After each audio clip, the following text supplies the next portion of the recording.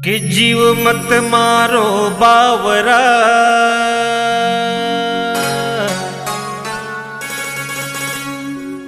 कि सब जीव एक समान,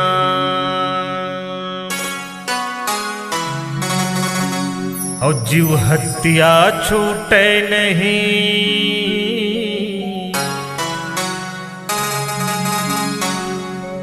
अजी कोटिन सुनो पुराण,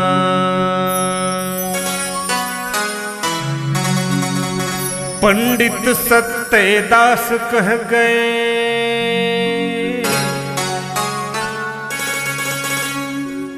बेटा रामाधार।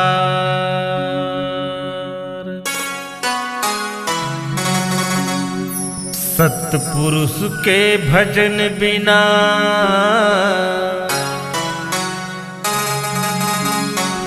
नहीं होवे बेड़ा पार।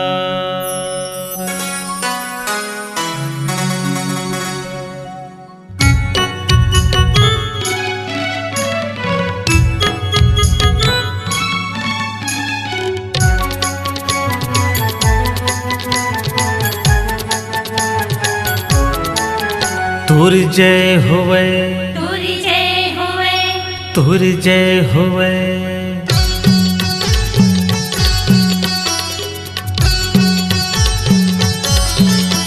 तुर जय होवे हो मोर गुरु घासीदास, तुर जय होवे हो मोर बाबा घासीदास। तुर जय होवे हो मोर गुरु घासीदास, तुर जय होवे हो मोर गुरु घासीदास। तुर जय होवे हो मोर गुरु घासीदास, तुर जय होवे हो मोर बाबा घासीदास। तुर जय होवे हो मोर गुरु घासीदास, तुर जय होवे हो मोर बाबा घासीदास। तोर चरण मां माथ नवाते, तोर चरण मां माथ नवाते, लगे हवे ही आस हो। तुर जय होवे हो मोर बाबा घासीदास, तुर जय होवे हो मोर गुरु घासीदास। तुर जय होवे हो मोर बाबा घासीदास, तुर जय होवे हो मोर बाबा घासीदास।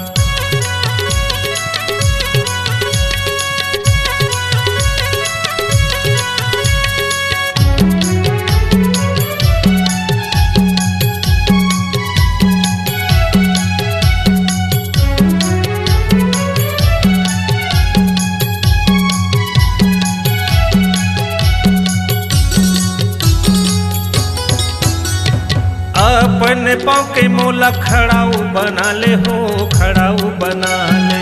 ए पापी कायाला बाबा सतलोक पहुंचा दे हो, सतलोक पहुंचा दे।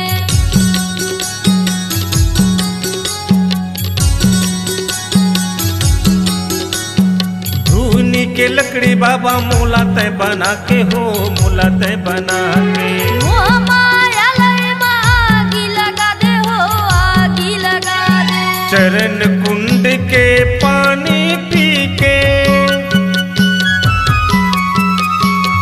चरण कुंड के पानी पी के, भव सागर ले पार हो। तुर जय होवे हो मोर बाबा घासीदास, तुर जय होवे हो मोर गुरु घासीदास। तुर जय होवे हो मोर बाबा घासीदास, तुर जय होवे हो मोर बाबा घासीदास।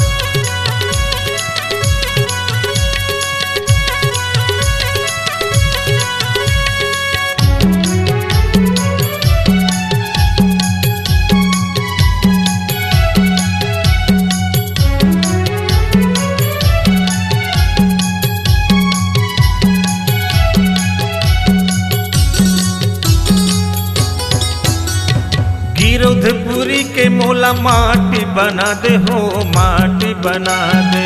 सब संतन मन के पाव खुदा दे हो, पाव खुदा दे।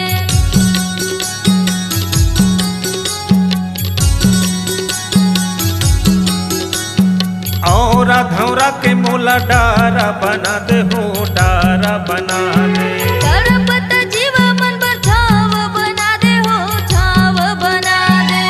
सत्य के रस्ता मोला बता दे।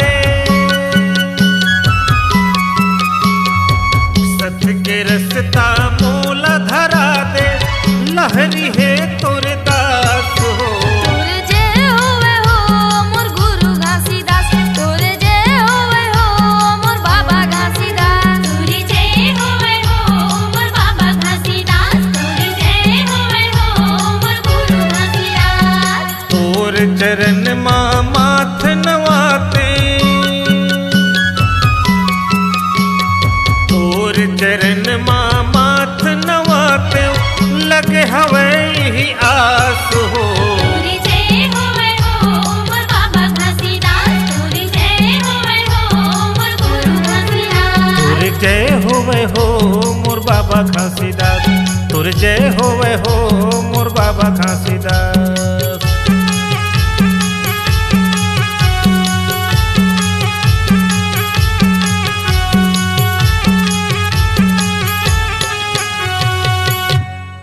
दोस्तों, छत्तीसगढ़ अब आपकी आवाज में झूमेगा।